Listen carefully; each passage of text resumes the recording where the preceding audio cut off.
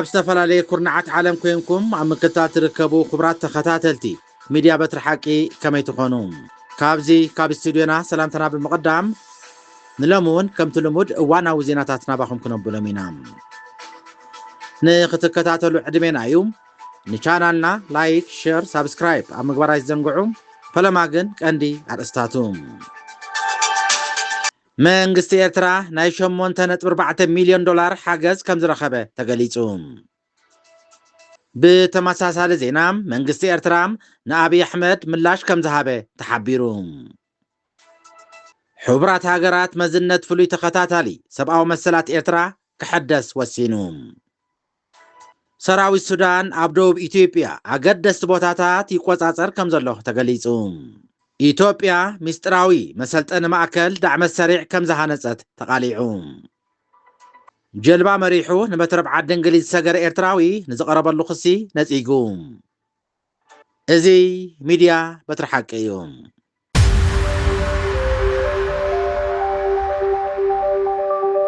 መንግስቲ ኤርትራ ናይ 8.4 ሚልዮን ዶላር ሓገዝ ከም ዝረኸበ ተገሊጹ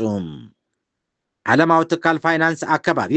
GEF ኤርትራም አንጻር ብከላ መሬት ዕቀባ ህይወታዊ ብዙሕነትን ምክልኻል ለውጢ ኣየርን ንእተካይዶ ዘላ ጻዕርታት ንምድጋፍ 8.4 ሚልዮን ዶላር ሓገዝ ከም ዘጽደቐላ ተገሊጹ ብመሰረት ሓበሬታ ፕሮጀክት ልምዓት ሕቡራት ሃገራት እዘላቒ ኣታሕዛ መሬት ንምርጋፅን ህይወት ሕብረተሰብ ንምሕያሽን ዝዓለመ ሓድሽ ተበግሶም ብሚኒስተር መሬት ማይን ኣከባብን ኤርትራ ምስ ፕሮጀክት ልምዓት ሕቡራት ሃገራት ብምትሕባር ዝፍጸም እዩ እዚ ን5 ዓመታት ጸንሕ ፕሮጀክት ምስ ምርቓቕ መሬት ለውጢ ኩነታት ኣየር ምጉዳል ፍርያማነትን ሓመድን ዋሕዲ ውሕስነት ምግብን ንዝተኣሳሰሩ ብድሆታት ንምፍታሕ ዝዓለመ እዩ እዚ ተበግሶም ስነ ህይወታዊ ኣከባቢ ብምሕዳስ ምስ ለውጢ ኣየር ሳነ ሕርሻ ብምስፋሕን ስርዓተ ምሕደራ ብምሕያልን ኩሉ ዘጠቓልል ኣገባብ ዝኽተል ኮይኑ ዓቕሚ ሓረስቶት ንምሕያል ዕላማ ዝገበረ ምዃኑ ወሲኹ የረድም ቀዋሚ ወኪል ፕሮጀክት ልምዓት ሕቡራት ሃገራት ኣብ ኤርትራ ፓውሎሜን ባያይ ነቲ ውሳነ ብምድጋፍ ኣብ ዝሃቦ ርእይቶም እዚ ተበግሶ እዚ ንተፈጥራዊ ሃብትን ገጠራትን ኤርትራ ግዜኡ ዝሓለወም ጽቡቕ ስትራቴጂካዊ ወፍሪ ኢሉ ኣሎም ስነ ህይወታዊ ኣከባቢ ምሕዳስን ውሕስነት ምግቢ ብምርጋፅን ነዊሕ እዋን ዝቕጽል ኣከባቢ ውሕስነትን ኩሉ ዘጠቓልል ልምዓትን ክረጋገጽ ክሕግዝ እዩ ኢሉ ኣሎም ሚኒስተር መሬት ማይን ኣከባብን ኣቶ ተስፋይ ገብረስላሴ ብምትሕባር መንግስቲ ህንዲ ኣብ ዝተዳለወ ሳልሳይ ዋዕላ ድምፂ ዓለማዊ ደቡብ ብ17 ናሓሴ 2024 ኣብ ዘስምዖ ቃል ኤርትራ ንዓለማዊ ጋዝ ልቀትን ብከላን እተበርክቶ ዘላ ኣዝዩ ውሕድ እኳ እንተኾነ ብሰንኪ ለውጢ ኣየር ግን ሓንቲ ካብተን ዝያዳ ዝተሃስያ ሃገራት ምዃና ኣረዲኡ ነይሩ እዩ መንግስቲ ኤርትራ ንአብይ አሕመድ ምላሽ ከም ዝሃበ ተገሊጹ ሚኒስተር ዜና ኤርትራ የማነ ገብረ መስቀል ነቲ ቀዳማይ ሚኒስተር ኢትዮጵያ አብይ አሕመድ ንባይተ ወከልቲ ህዝቢ ዘስምዖ ዓመታዊ መዕፀዊ መደረ ብትሪ ነቒፉሎም ኣቶ የማነ ኣብ ኤክስ ኣብ ዘስፈሮ ጽሑፉ እቲ ኣብ ኢትዮጵያ ዘሎ ገዛእ ሰልፊ ዝኽተሎ ዘሎም ዘይርጉእ ፖሊሲታት ኣብ ቀርኒ ኣፍሪካ ክሰፍን ዝግባእ ዘላቒ ሰላምን ምርጋእን ኣብ ሓደጋ ዘእቱ ኮይኑ ኢሉ ኣሎም እቲ ሚኒስተር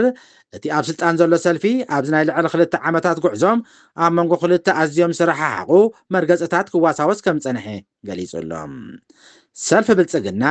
ብሓደ ሸነኽ ሉዓላዊ ኣፍ ደገ ባሕሪ ንምርካብ ወተሃደራዊ ጎስጓስን ተጻብኦን ክገብር ከም ፀንሐን በቲ ካልእ ወገን ድማ ርእሱ ከም ግዳይ ውሽጣውን ግዳማውን ውዲታት ገይሩ ከቐርብ ከም ዝፈተነን ኣመልኪቱሎም ኣብቲ ካብ 2020 ክሳብ 2022 ኣብ ትግራይ ዝተኻየደ ደማዊ ኩናት 2 ዓመት መሻርክቲ ብምዃን ኣብ ሓደ ተሰሊፈን ዝተዋጋ ኣዲስ ኣበባን ኣስመራን ድሕርቲ ነቲ ግጭት ደው ዘበለ ስምምዕ ሰላም ፕሪቶርያ ዝምድንአን ከም ዝሓርፈፈ ዝፍለጥ እዩ ብፍላይ ኣብ 2023 ኣትሒዘን ኣብ ወጥሪ ምትፍናንን ኣትየን ከም ዝርከባ ዝፍለጥ እዩ ኢትዮጵያ መሰል ዋንነት ኣፍ ደገ ባሕሪ ንምርካብ ክተቕርቦ ፀንሐ ጠለባት ዲፕሎማስያዊ ምንቅስቓሳትን ብዓይኒ ስመራ ኣዋጅ ኩናት ከም ዝኾነ ክትገልጽ ፀኒሓ እያ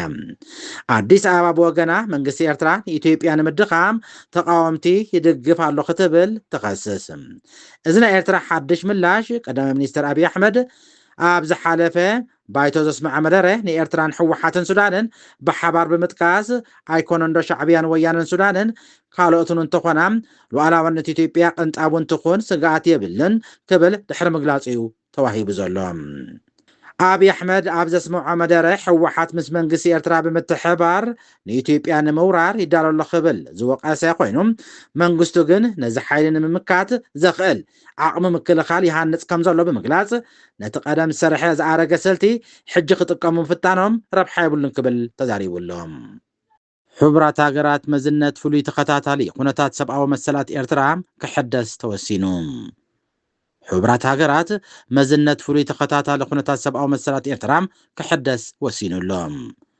أبتي أب جنيفا سويزرلاند سخيادة مقابايا نت إمامه بريطانيان إثيوبيان زركبان 23 هاجرات كدقفون كلوام كينيان دوب أفريقيان زركبان 17 هاجرات دمسي كامهاب تعقبانيان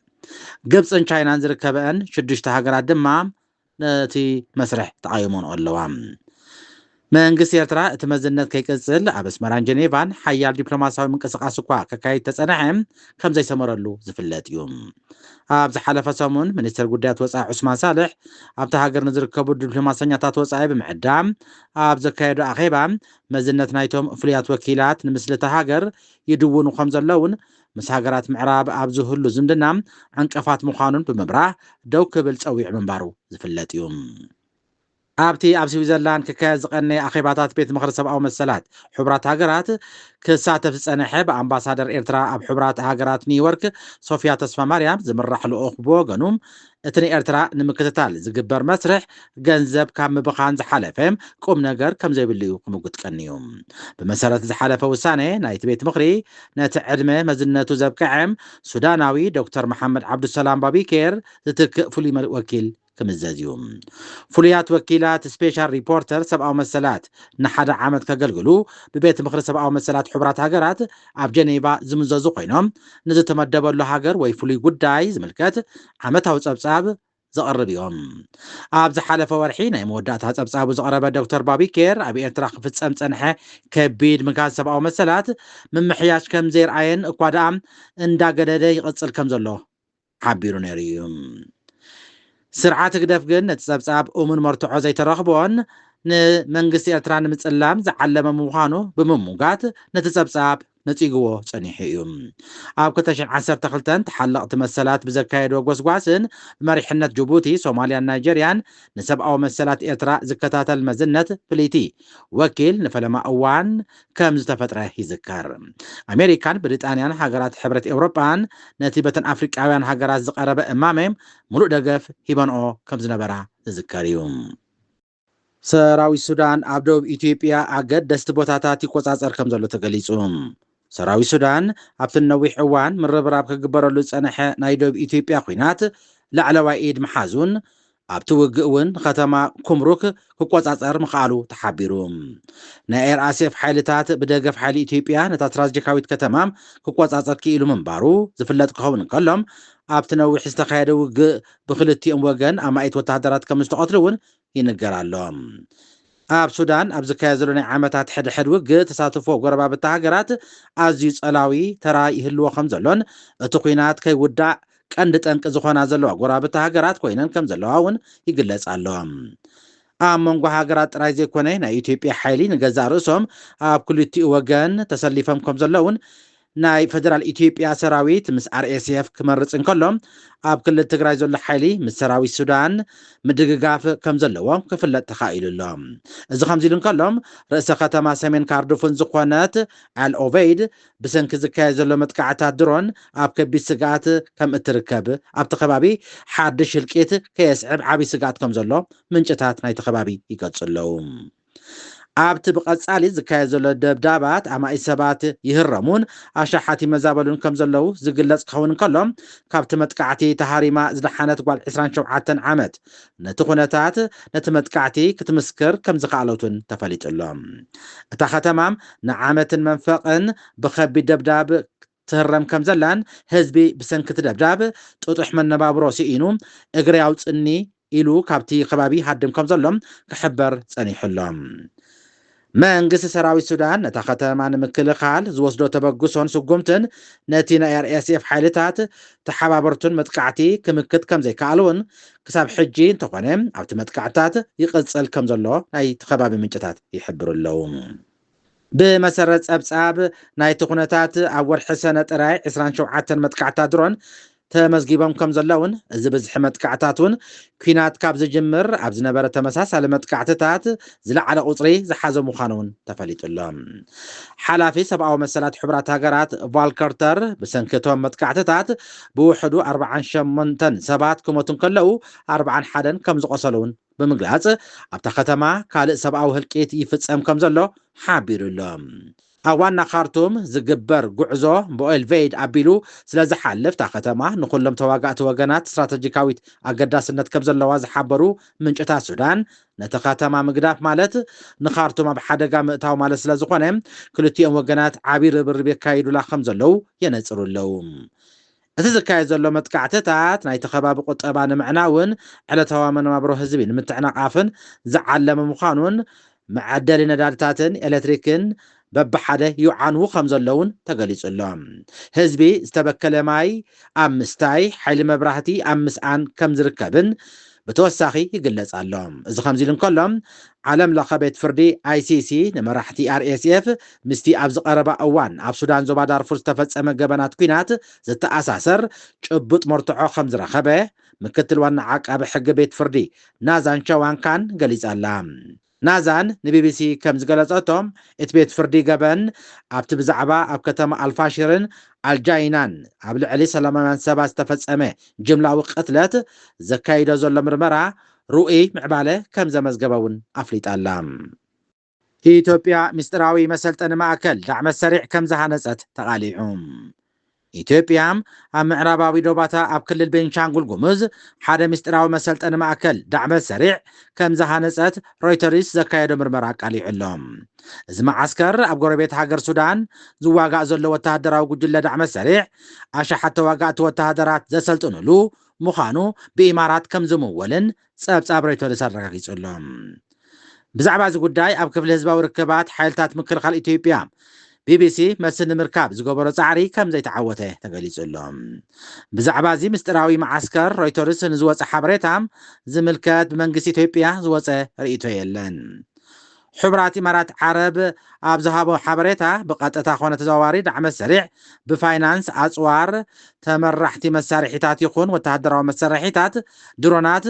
ደጊፋ ክብል ንዝቐረበላ ክሲ ብትሪ ነፂጋቶላ ጀልባ መሪሑ ንመትረብ እንግሊዝ ከም ዝሰገረ ዝተኸሰሰ ኤርትራዊ ንዝቐረበሉ ክሲ ነፂግዎም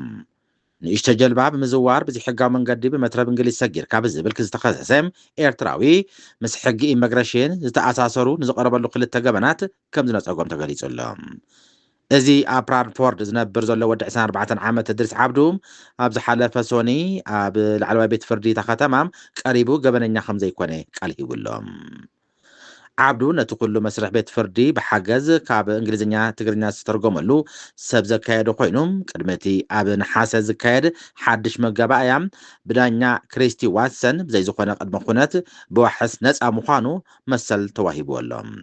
እቲ ኣብ ልዕሊኡ ዝውሰድ ሕጋዊ ብይን ብ29 ሰነ 2028 ክጅምር ተወጢኑ ይርከብ ክሳዓት ዓለት ድማ ካልእ ዝወሃብ ውሳነ ቤት ፍርዲ ከም ዘየለ ተገሊጹሎም ጉዳይ ድሪስ ዓብዱ ፈለማ ዘጋጠመ ዝሓለፈ ዓመት ብ13 ጉንበት 95 ንእሽቶ ጀልባ ብምጥቃም ካብ ፍራንሳ ናብ ብሪጣንያ ኣብ ዝግበር ብማይ ናይ ምስጋር ጉዕዞ እዩ ንሱ ነታ ጀልባ ብምዝዋር ዘይሕጋዊ ስደተኛታት ናብ ዓባይ ብሪጣንያ ክሰግሩ ብምሕጋዝን በቲ ዕለት ድማ ባዕሉ ብዘይሕጋዊ መእተዊ ፍቓድ ናብታ ሃገር ብምእታዊኡ ዝኽሰስ ዘሎ ዓብዱ ካብ ፍራንሳ ጀልባ መሪሑ ናብ ዓዲ እንግሊዝ ምስ ኣተወ መጀመርታ ኣብ ብራድፎርድን ኤግልን ኣብ ዝርከብ መጋባእያ ቤት ፍርዲ ቀሪቡ ነይሩ እዩ ክቡራት ሰማዕትና ዕለታዊ ዜና ዝመስል ነይሩ ስለምክታልኩም ኣዝና ነመስግን ላይክ ሸር ሳብስክራይብ ኣብ ምግባር ኣይትዘንግዑም ደሓን ሕደሩ ሎ ኣምለይቲ